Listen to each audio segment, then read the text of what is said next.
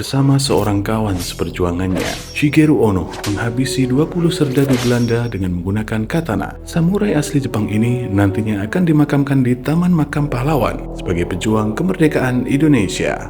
Setelah kekalahan Jepang di tahun 1945, ratusan tentara kekaisaran justru memilih bertempur di pihak Indonesia. Mereka dikenal sebagai Zanryu Nihonhei, tentara Jepang yang tertinggal. Dari sekitar 900 orang yang ikut berperang bersama Republik, lebih dari separuhnya gugur. Salah satu nama paling menonjol dari kelompok ini adalah Rahmat Shigeru Ono, sosok yang kemudian dijuluki sebagai samurai terakhir dalam revolusi Indonesia.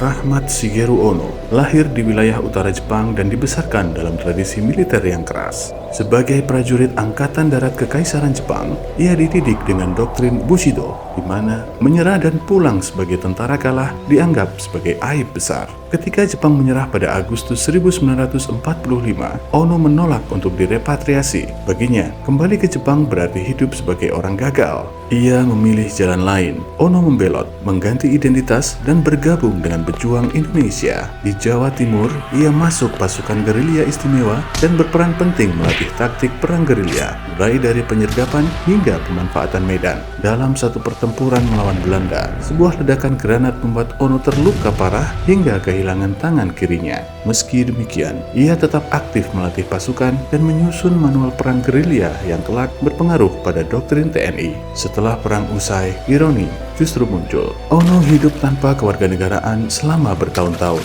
Ia menerima bintang gerilya dari Presiden Soekarno pada tahun 1958, bahkan sebelum resmi menjadi warga negara Indonesia pada 1962.